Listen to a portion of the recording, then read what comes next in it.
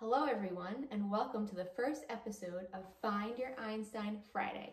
I'm your host, scientist Bond, Covalent Bond, and today on these fantastic fun Fridays, I'll be sharing with you some super sweet science experiments.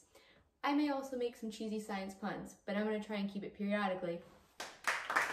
Most experiments you'll be able to do right at home with basic materials, but remember, since I can't be with you in person, always make sure you have adult supervision.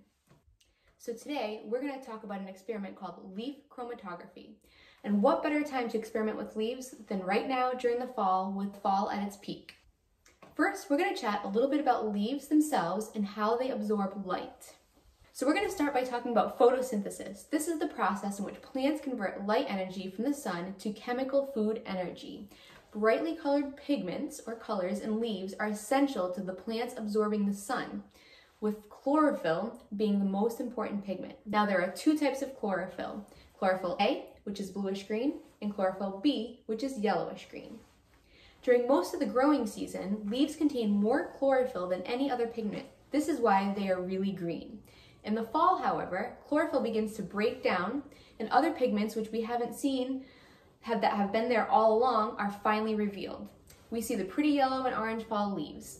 The yellow pigments are called xanthophylls, and the orange pigments are called carotenoids. That's really easy to remember because it's orange like a carrot. Now, what if we didn't want to wait until fall to see all the yellow and oranges in the leaves?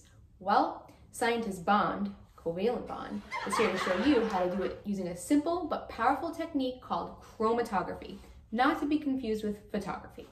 Chromatography is the separation of a mixture by passing it through a medium. In this case, we're going to be using a coffee filter, and we may also use a strip of paper towel. Chromatography works because different substances in a mixture have different degrees of solubility. Now, solubility refers to how much of a particular substance can dissolve in a solvent. So for example, you can dissolve a lot of sugar in water, but you can't dissolve as much salt in water because salt is not as soluble in the water. In chromatography, the least soluble substance, the ones that dissolve the slowest, are going to move the slowest up the paper or the filter, and they're going to appear at the bottom. And the substances that are the most soluble, that dissolve the fastest, are going to move more quickly and end up at the top of the paper. So today we are going to use chromatography to pull out the different pigments in green leaves. First, we're going to review our materials. You're going to need soft green leaves. I have some here right from my yard. Make sure you know what kind of leaves you're pulling. You're going to need scissors. You're going to need a ruler. I couldn't find a ruler, so I had to improvise. You can use a mortar and a pestle, which I don't have, so we're going to show a picture of that for you in case you have it, or you can use a small food processor like I have right here. You're going to need a glass or a ceramic cup. I'm using a little mason jar. And you're going to need some isopropyl alcohol. You could also use nail polish remover because it has the acetone in it, but I don't recommend it because the fumes are a little strong. You're going to need some flat coffee filters, or if you don't have the flat ones, you can lay them out flat under something like a strong book overnight. Tape, which I have around here somewhere. Here it is. A pencil or a straw. I have my straw here. And then a spoon or something to stir. And I actually added to the ingredients, or the supplies, the materials I should say, a measuring cup, because you're going to need 1/4 cup of these leaves. So before we get started with our experiment, first have all your supplies ready before you start. Then make sure you've reviewed all the steps in the experiment. Today you can just follow along, but these steps will be available to you. Clear your surrounding surface and cover it if you don't want the surface to get dirty, and in this case maybe green. I'm using these placemats here. And then if you don't want to get your fingers green, you might want to wear some gloves. Cut your coffee filter strips ahead of time, which I have done here. And then, as mentioned before, you should always have adult supervision when doing these experiments. All right, so we are going to get started. So the first step is to cut enough leaves to make 1/4 cup of pieces. So you can see here that I pre-cut all my leaves and they fit right here in this 1/4 cup. Then we're going to use the food processor or your mortar and pestle to grind the leaves into a fine pulp. So, okay, we are back. We had a couple of speed bumps before, but we are gonna try a different way. So if you have a food processor that does work at home, you'll wanna use that, or this is our fancy mortar and pestle, and you can use this as well. So I'm gonna pour our finely chopped leaves in there. We made them really small, and now I'm going to mash it up using our mortar and pestle. And this is already working much easier. And it's really grinding it down really small, and I'll give you a good view in just a minute. I wish I had this earlier.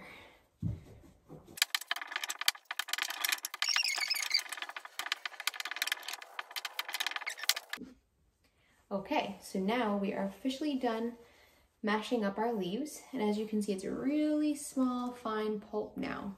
And that's what we were going for. That took probably 7 minutes to do. A lot of arm work. And now we are going to get into the next part of the experiment. The pigments have enough room to travel up the paper towel or the coffee filter, because we're going to do both to see which works better again. All right, we have our pulp in there. Now we're going to pour just enough alcohol to cover the pulp. Go nice and slow and keep your face away from the glass. Again, remember, you never want to sniff anything that you're working with, and you want to keep your face away. If we were working with more chemicals, we would most likely have safety goggles on. I'm going to mix this around. Get it nice and green. You can see it's starting to be really gooey in there. Doesn't smell too great.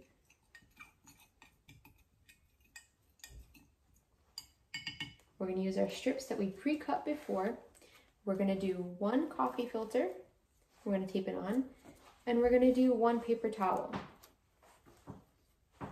Get a piece of tape. Tape it right on there in the middle.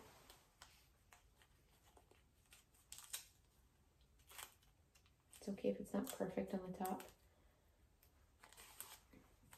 So, now we're going to tape our paper towel.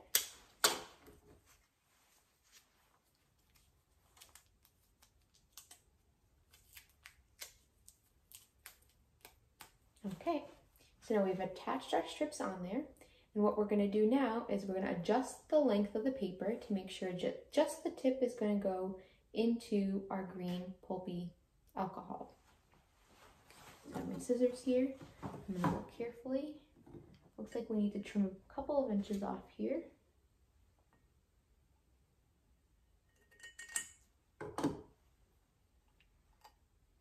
And I think that's going to be just right. Now we're going to use that to measure out our coffee filter paper. Okay, and now the fun part. We're going to go ahead and put them in this pulpy water, alcohol I should say, and see what happens. First I'm going to put the paper towel in, and now I'm going to put the coffee filter in. And we're going to check every couple of minutes. We're going to wait for the band of solvent to migrate up the top of the filter paper and the paper towel. And different colored pigments should become evident along the strip. So I'm going to leave you to watch your strip while I watch mine. We can see here we have some greens, which we knew we would have because of the chlorophyll. And this might not happen super fast, so be patient.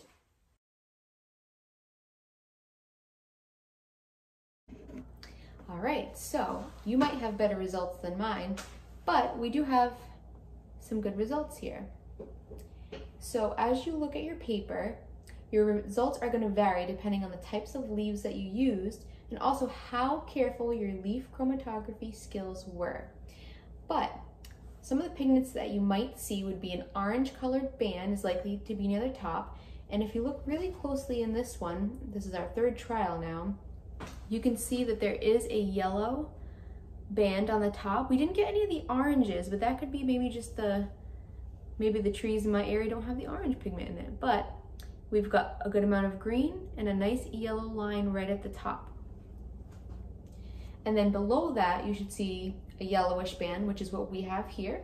And then the bluish green band and a greenish yellow band. So we didn't really have any of the bluish green, but we had the yellow and the yellow green. So we had 2 out of those 4 pigments in the leaves that we did here. Now I'm curious to see what colors you had, so you're gonna have to tell me how it worked for you. Now, when you ground up your leaves, the pulp is probably green because of all of the chlorophyll. You were instructed not to use the water as a solvent because the pigments in the leaves are not very soluble in it. They're much more soluble in the alcohol or the nail polish remover, as we talked about before. The orange colored band, made of the most pigment called carotenoids, is the most soluble in the alcohol. That's why if you had orange pigment, it would be all the way at the top. The yellow xanthophylls are the next most soluble. And that's why in mine, you see the yellow at the top here. And then those are followed by the blue-green chlorophyll and the yellow-green chlorophyll. So I had the yellow and the yellow-green chlorophyll. You may be wondering why plants have more than one pigment, and I'm excited to tell you why. One reason is that these differently colored pigments absorb different colors of light.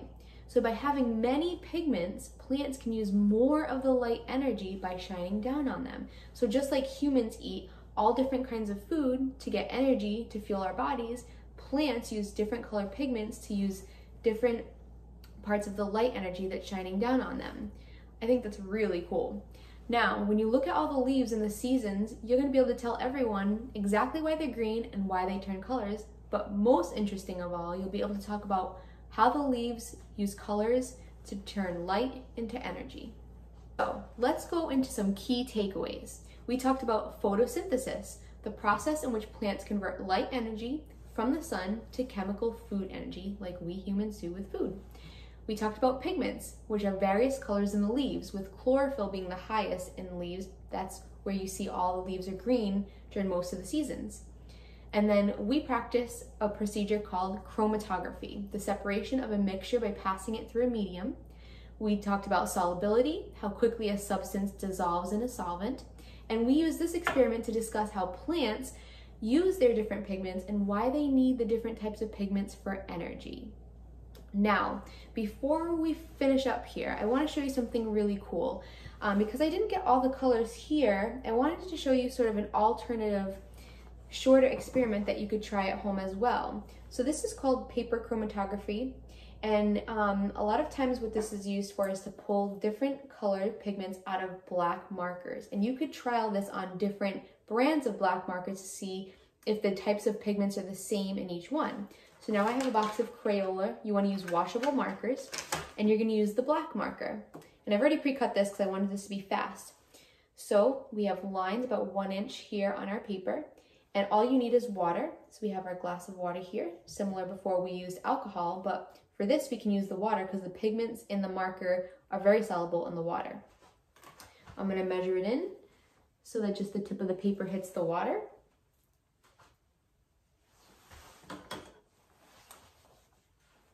Actually, for this, I'm just going to roll it up. And I'm going to drop it in the water. And we're going to see what happens. Now, you can see how quickly this is happening here. We have the black and all the pigments in this black marker moving up this strip of paper towel.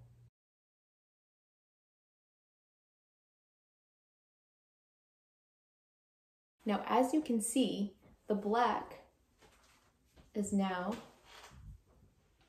gray, some dark black, some teal, and we're starting to get some very little bits of light yellowish green on the top there, which if we left this in a little while longer, you definitely see some yellows and light greens on the top.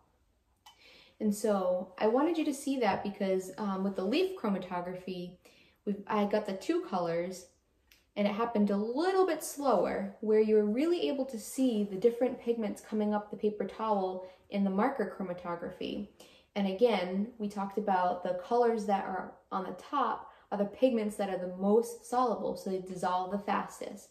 And the colors that ended up on the bottom are the colors that are the least soluble, so they dissolve the most slowly. So you can try any one of these. Last but not least, we're going to find out how chromatography is used in other areas of science. One area is in creating vaccines. Scientists use it to figure out which antibodies fight various diseases and viruses. Another area is in food and beverage tasting.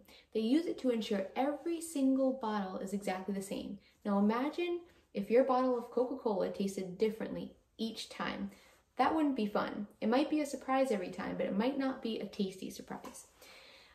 They also use it for drug testing. They identify substances within the bloodstream, and they use it in forensic science to analyze blood. These would be some great topics and great careers to research further if you really enjoyed this experiment. So it looks like we're coming to the end of our time. I hope you had fun, but before we go, it's time for our Find Your Einstein Funny. Are you ready? What can you do for a plant that is sad? You can photosynthesize with it. So that's it for today's episode of Find Your Einstein Friday. Follow me, Scientist Bond, Covalent Bond, as I share more wild and wacky science fun. Until next time, think like a proton and stay positive.